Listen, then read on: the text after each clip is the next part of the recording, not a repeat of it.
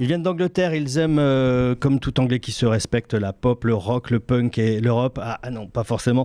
Leur nom c'est Life, à leur actif un album, Popular Music, dernier EP sorti, Moral Fiber, autrement dit fondements moraux. Une partie des membres du groupe sont avec nous, 2 membres ce soir. Bonsoir à tous les deux. Hello.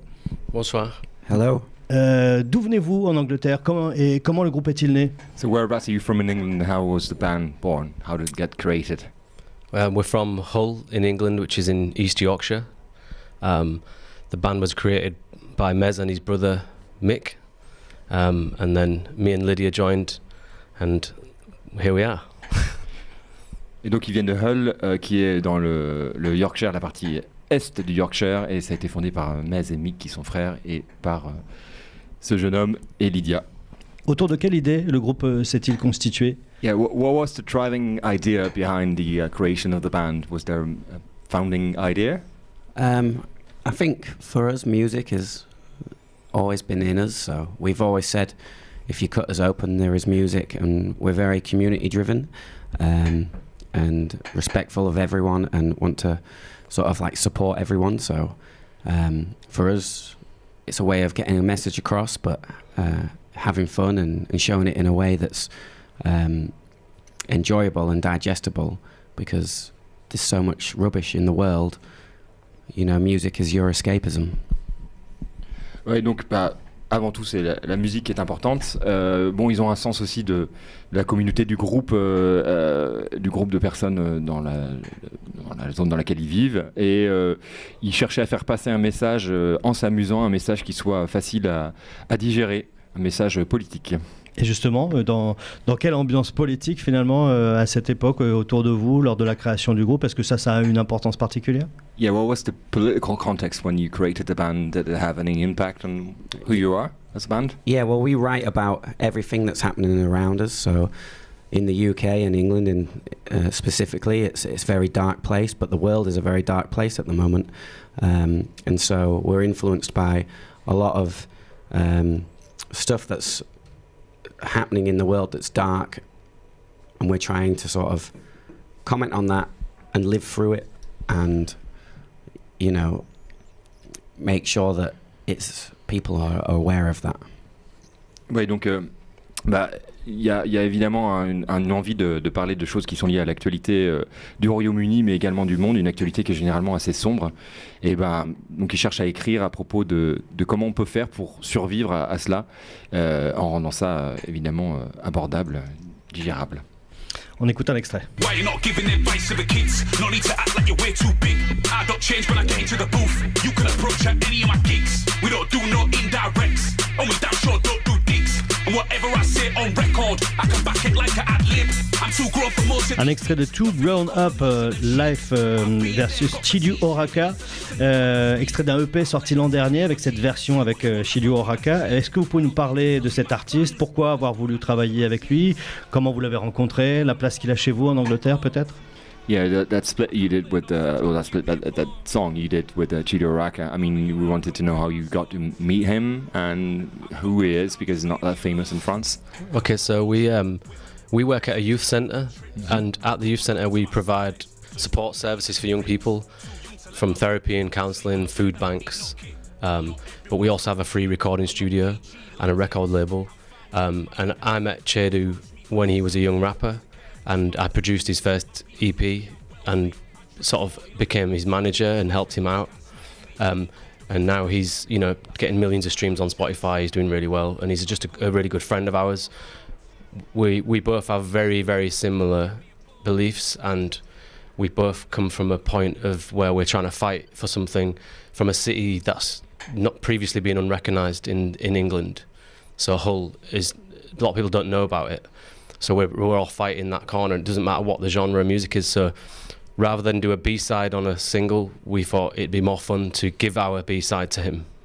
Ok, donc en fait il travaille dans le social, il travaille auprès de jeunes, et il se trouve que Chidu Oraka est quelqu'un qu'ils connaissent bien, c'est un ami. Alors dans ce centre dans lequel il travaille, il y a un studio qui est gratuit, et donc ils ont produit son premier disque, et l'idée c'était de pouvoir proposer quelque chose qui mettait en valeur la ville de Hull, qui est à un endroit qui est vraiment bien noté sur la carte. Et donc, plutôt que de lui donner un disque, ils ont préféré donner la face B de leur disque. Nous sommes avec le groupe anglais Life dans Radio Lomax. Vous nous parlez des artistes justement qui vous sont proches en Angleterre et peut-être de ce que vous partagez avec eux comme vision du monde? Yeah, are there any other artists in the UK you feel close to, you feel a kinship with? Well, yeah, we've obviously this is our last date with Idols, and they've been our best friends for the last 2 years. You know, there's so many artists that are penetrating the industry that often has been very beige and boring, and now there's artists that are willing and brave enough to speak. Idols being one of them, Nadine Shah being the other. You know, and we're very close to both of them, so we would. Oui, donc Idols en particulier, c'est un groupe, ils sont très proches d'eux depuis 2 ans, dans une industrie du disque qui est triste, qui est morne, le terme qu'ils utilisent c'est beige, c'est vraiment c'est morne. Il y a peu de personnes qui vont finalement dire les choses telles qu'elles sont. Alors il y a Adisha, il y a Idols, qui sont vraiment 2 artistes dont ils se sentent très proches pour ces raisons-là.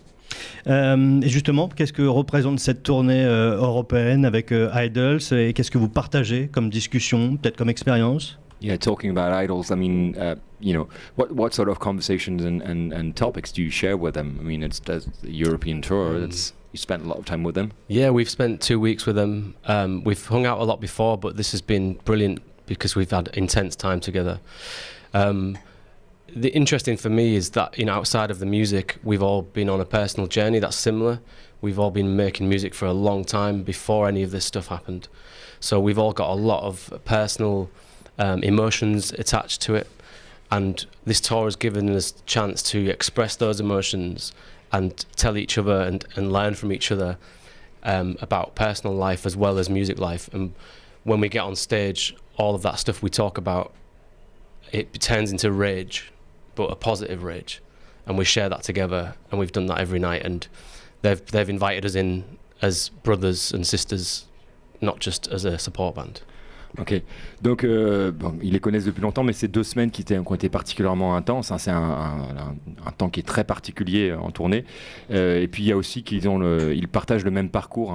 Ils font de la musique depuis longtemps. Avant d'être vraiment reconnus, ils avaient une carrière et donc ils ont appris beaucoup de ça. Ils ont pu partager ces expériences, ce vécu. Et puis cette tournée, ça a été la possibilité aussi pour eux d'apprendre beaucoup les uns des autres et puis d'exprimer cette colère qu'ils partagent sur scène tous les soirs. Alors, du coup, on se demande à quoi ça sert un groupe de rock en 2019. On a l'impression que vous avez envie de remettre du sens là-dedans. Idols aussi, on a l'impression. Que doit porter, selon vous, la musique populaire, vous qui avez sorti un album qui s'appelle Popular Music? Yeah, the question is, what is the point of being in the rock band in 2019? I mean, you obviously want to, you know, bring back some meaning, some sense in music, and your first LP is entitled Popular Music. So, what is popular music supposed to be the vehicle for, in your opinion? I think our first album, Popular Music, was a vehicle of expression and like escapism, because sometimes you need other things in life that get you through. Music is always the one thing that normally anyone, anywhere, it doesn't matter what genre you're into, music is something that relates to every individual. And I guess that's why we've sort of always wanted to be in a band, because music really is how the world spins. Yeah. It doesn't mean that popular music as an album title was a tongue-in-cheek, you know, it was a bit, it wasn't about the genre, it was about this music is for everybody, okay. And we're all part of it. Oui, donc avant toute chose, la musique, c'est une façon de s'exprimer, et puis c'est aussi une façon de sortir du quotidien, de pouvoir être dans une dynamique qui est plus positive. Et le titre de leur premier album, Popular Music, c'est pas un jeu de mots sur le genre, mais c'est plutôt l'idée de rendre la musique populaire. Accessible à tous. Le dernier morceau de cet album, c'est Euromillion. On imagine que ça parle de l'Europe, le Brexit, notre difficile séparation, même si rien n'est encore vraiment fait. Comment on vit ça quand on est en pleine tournée européenne? Yeah, obviously you feel concerned by Brexit. I mean, hence the song "You're a Million," and so we were wondering what your perception is. I mean, even though you're touring, how do you know about it? How do you feel about it, even though nothing is done yet? I think the situation in England is very sad at the moment. The decision to leave the EU, to leave Europe, is a disaster. You know, I've already said that everything is about community, and you can't segregate. If you start segregating yourself and you build up walls, then things get led by fear. And at the moment, things are led by fear in England, and you're seeing it everywhere else as well. This is a world epidemic. Fear is the driving force, and people are creating walls and creating boundaries because they are fearful, and it's not healthy. Those walls should never exist. The world is everyone's. Oui, donc évidemment, la situation en Angleterre est triste. C'est une décision qui est vraiment une catastrophe de leur point de vue.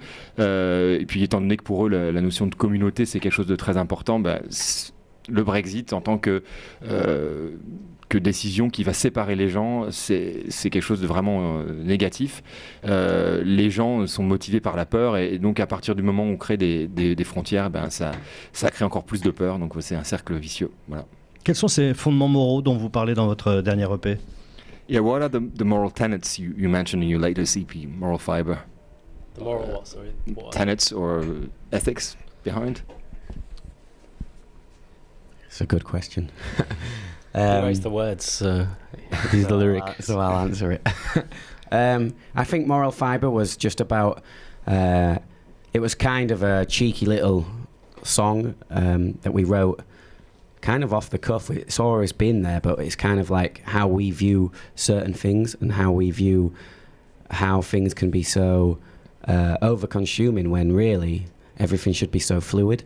And those are, the words are very tongue-in-cheek and very jovial and funny, but they do have a resonance because, don't take life so seriously. Don't take, social media is a massive problem in terms of mental health and in terms of, especially for the young people that we work with at our youth centre.